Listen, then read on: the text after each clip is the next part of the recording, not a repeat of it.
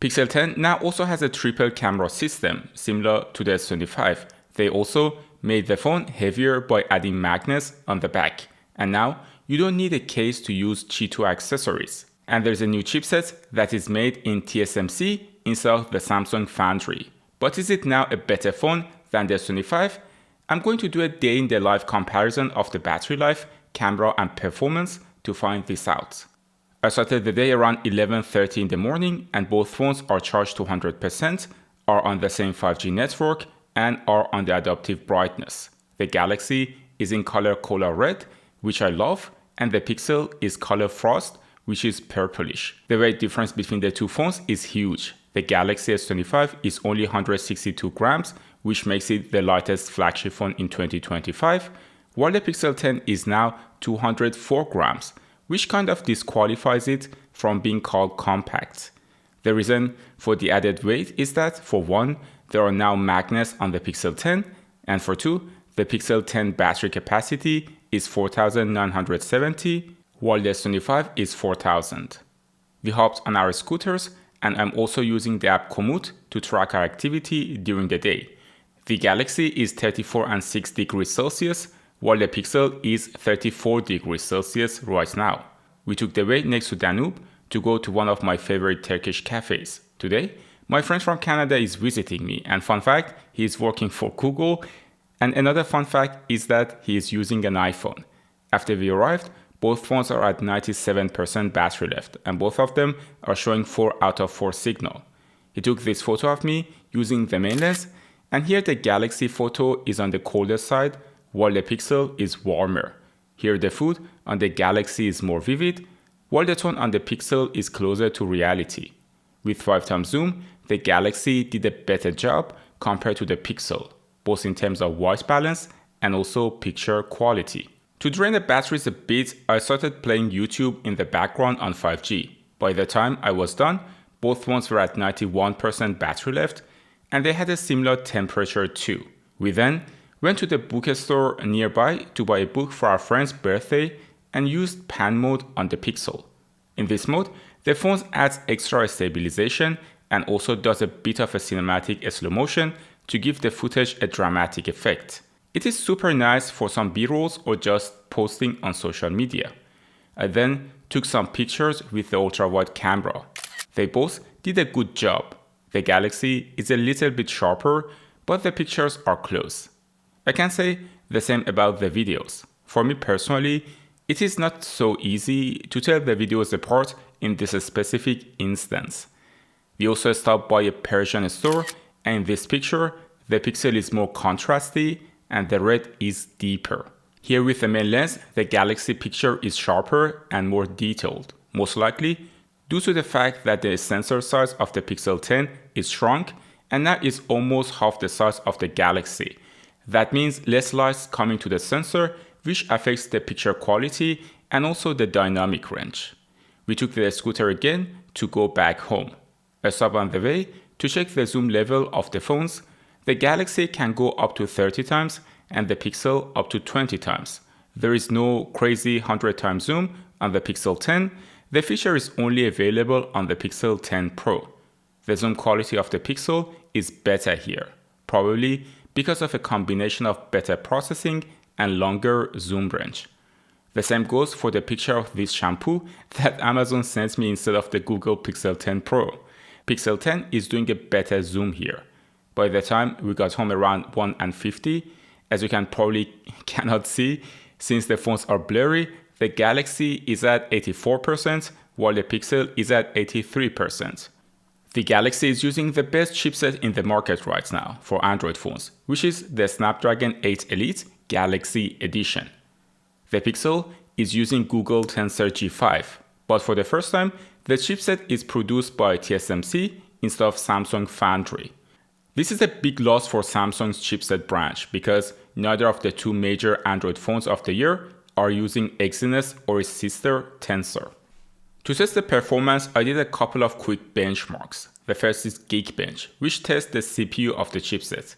In single core, the Galaxy got a very similar score to the Pixel, 2574 versus 2314. On the multi-core though, the Galaxy did much better, 8921 to 5152. By the way, I'm going to do a Pixel 9 versus Pixel 10 test soon, so subscribe to see how much the new Tensor chipset is improved. The peak performance does not mean that the Galaxy is smoother than the Pixel though. On normal tasks like opening applications, browsing, playing music, and similar things, as long as you don't push the chipsets, both phones are smooth. The Galaxy is now running OneUI 7 with OneUI 8 and Android 16 coming at the end of September based on rumors, and the Pixel 10 is running Android 16 already. OneUI is more feature-rich compared to the Pixel. For example, it has this bar that you can interact with when you are playing music, whereas on the Pixel you can only access it by swiping the notification bar. Or when you go to the camera app, the Galaxy has all sorts of advanced features, while the Pixel camera app is rather bare bones. I use Pixel phones as an Android developer though, and the good thing about having a Pixel phone is that you can always have access to the latest Android builds, whereas for the Galaxy, you have to wait.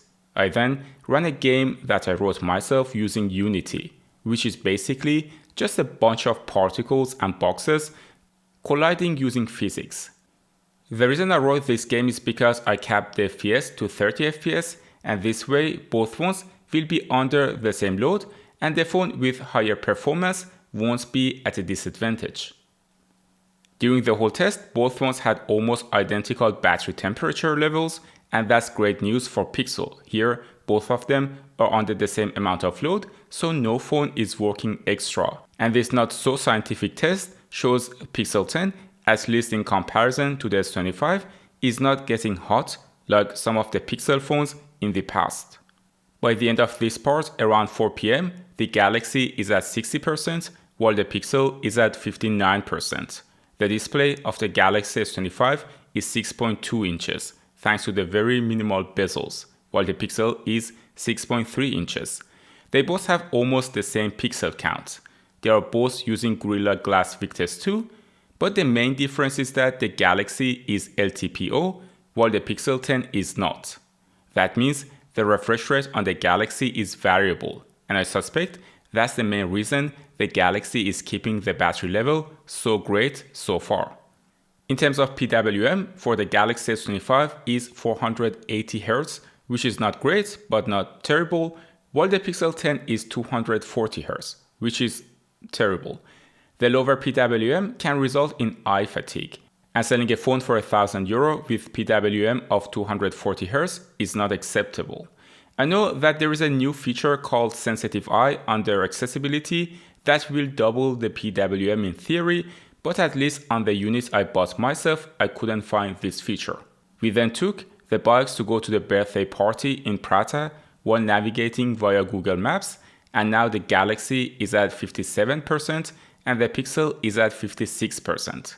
I took these videos with the Pixel 10, and my experience with using the phone is that when in movement, the videos are sometimes a bit muddy and not sharp enough. I had the same problem with the Pixel 9. If we switch to the Galaxy, you can immediately see the quality improvement, and the video looks much better with better processing and colors. By the time we arrived, the Galaxy had 53% and the Pixel 50% battery left. The Galaxy telephoto lens is smaller, but it has a lower f-stop than the Pixel, which in practice means the quality should be similar. Here in this video, with 5x zoom, in low light, I would say the quality is comparable between the two. With the ultra-wide video, we could say the same thing, with the difference that the color science is very different. The sky is blue on the Galaxy and gray on the Pixel.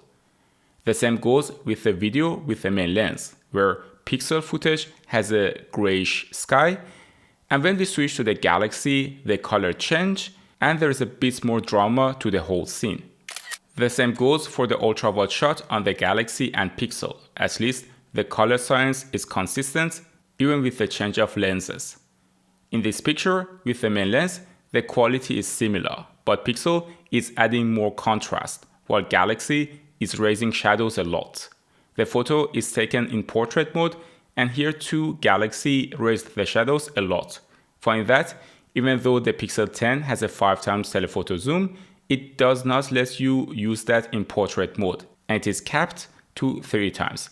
I took these photos with 3x zoom on both phones, and even though I don't have hair, the processing on the Pixel in portrait mode is horrendous. What Pixel does better though is again handling the zoom pictures in the dark, and if you look at this one, you can see the Pixel photo is more clean. As I mentioned, the Pixel main lens is smaller. That usually shows up when making videos at night, where the phone cannot use AI and image processing to enhance the footage quickly.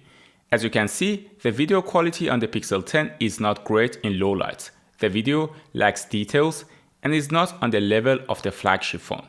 Switching to the Galaxy, you can easily see how much difference the hardware can make when it comes to video. Generally, it is easier to make pictures look nicer with a lower quality sensor because photos have less information to be processed. For example, here, you can't really tell the difference in the pictures, apart from some color science. On this 5x zoom picture, it does seem to me the Pixel has a slightly better quality. On the other hand, on this ultra-wide shot, the Galaxy did better processing and the picture is less noisy. Pixel raised the shadows too much in the sky.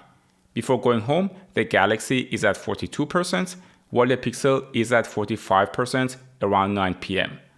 We cycled back home, and when we got home, the Galaxy was at 29%, while the Pixel was at 34%. I then ran Google Meet, so the phones could talk to each other on Wi-Fi. Both phones used around 4 hours and 12 minutes of screen on time during the day. By the end of the test, the Galaxy was at 17%, while the Pixel was at 22%. I also took this selfie picture, and the Pixel has a wider angle compared to the Galaxy. I put both phones on a standby overnight, and when I woke up at 8 in the morning, which is basically now, the Galaxy is at 7%, while the Pixel is at 15%. Overall, I have a mixed feeling about the Pixel 10. They added a telephoto lens, which is a very welcome move, but they made the main sensor smaller. You can clearly see the video quality is lacking on the Pixel 10 with the main lens. The battery is now almost 5000 mAh, but the chipset is still questionable because in practice, the Galaxy with a 4000 mAh battery is getting more or less the same amount of battery life. They did add magnets, which is great, but they also made the phone heavier. They did increase the brightness of the main screen, but they didn't fix the main issue, which was the PWM. On top of that, they are asking for a premium price. Don't get me wrong, I really do like Pixel phones and I do recommend getting the Pixel 10 if you want a Pixel experience, but I also think Google should simply do better and not go the Apple route when asking for 900 or 1000 euro for a phone. If you enjoyed this video, you can watch the comparison of the Xiaomi 15 and S25 next. Thanks for tuning into Tecmo, and I will see you in the next one.